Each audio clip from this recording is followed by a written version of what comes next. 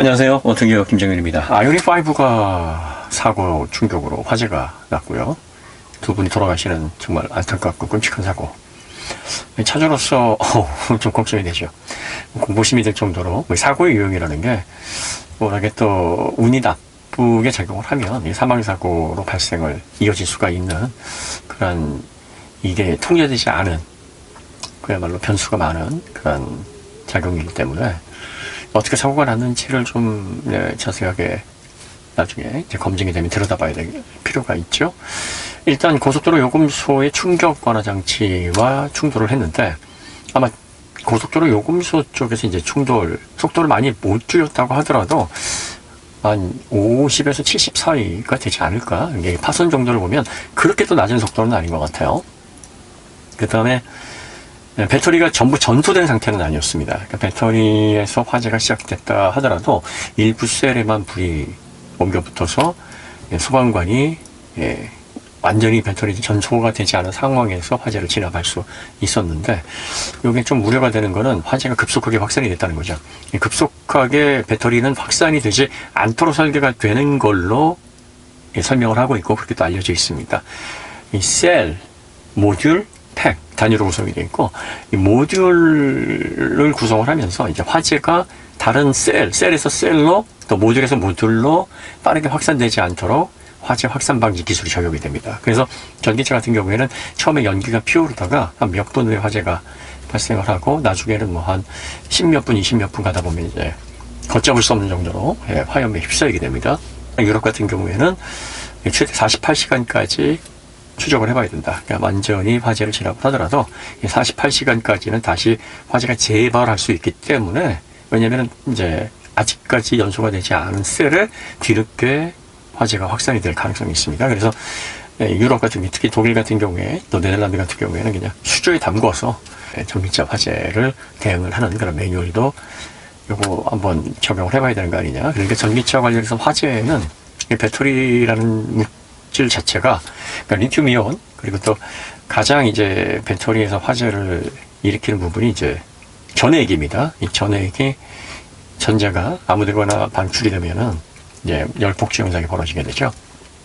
이걸 방지하기 위해서 전자가 활성물질과 활성 반응을 통해서 이제 전력을 생산하는 이런 부분에서 떨어져 나가도록 유도하는 물질인데, 이 육브라 인산 리튬, 그리고 또 솔벤트, 또 첨가제, 요게 이제 가연성 물질이에요. 그러다 보니까 이 분리막이 뭐 덴드라이트든지 외부의 손상으로 인해서 사고에 의해서 전극과 전극을 분리하지 못하고 이게 맞닿게 되면 이제 스파크가 일어나서 전액에 불이 붙고 이런 식으로 화재가 확산이 됩니다.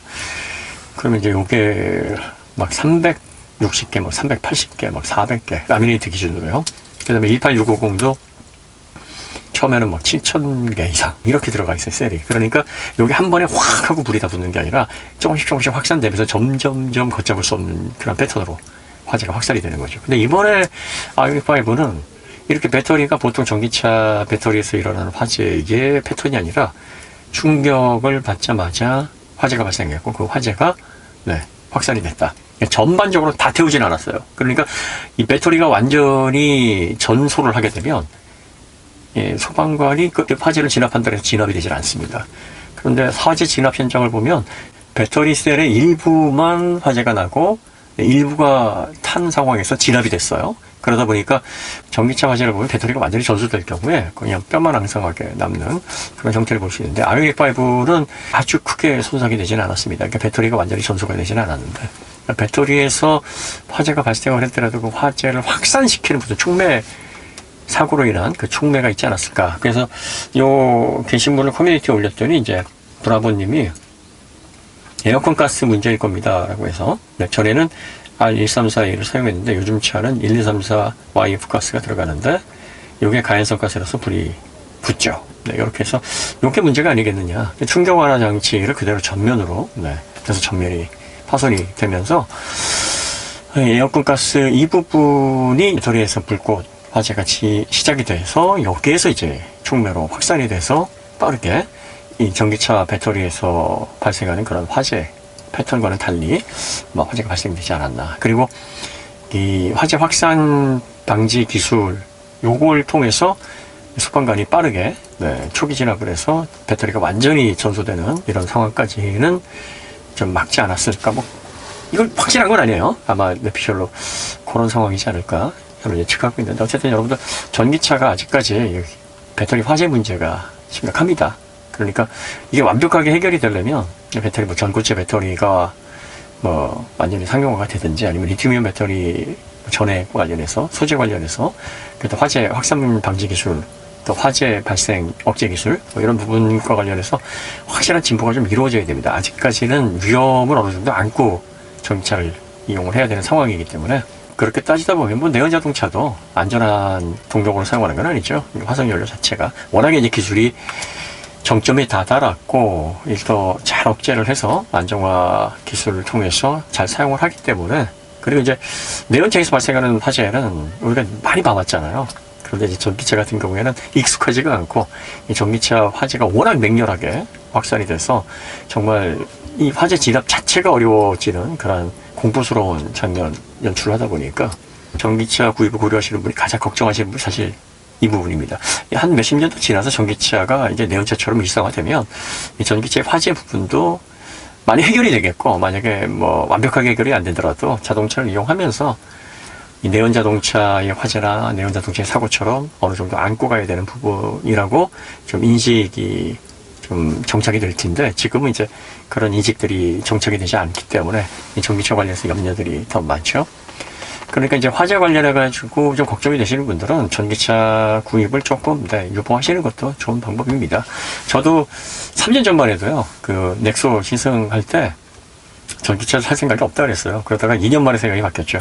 그러면서 그때 당시에는 이제 전기차 배터리의 화재 위험성을 이걸 감수를 할 수 있을까에 대한 의구심이 굉장히 많았는데, 점점점 이제 기술에 대해서, 그리고 또 전기차 관련된 발전 과정들을 지켜보면서, 그래도 요 정도는 감수하고 이용할 만큼 그래도 조금씩 발전 과정이 또 눈에 보이고, 그리고 아주 막 공포스러운 정도의 어떤 위험에 노출되는 건 아니겠구나라는 생각 때문에 이제 생각을 바꿔서 전기차를 구입을 했고, 아이오닉5를 운영한 지 한 1년 이제 가까이 되고 있습니다. 이제 이번 달 말 되면 이제 딱 1년인데요. 그런데 이제 이렇게 아이오닉5가 이제 화재가 나서 사망사고가 이어지니까 조금 좀 걱정이 앞서긴 합니다. 아마 전기차 이용하시는 분은 다 같은 생각이실 거예요. 그러니까 이 사고가 이제 앞으로 어떤 원인으로 이렇게 사고가 발생을 해서 화재로, 그래서 귀중한 생명을 앗아갔는지, 이런 원인들이 분석이 돼서 밝혀져야 되고요. 제조사가 만약에 안전과 관련해서 부족한 부분이 있다 그러면 빠르게 보완을 해줘야 됩니다.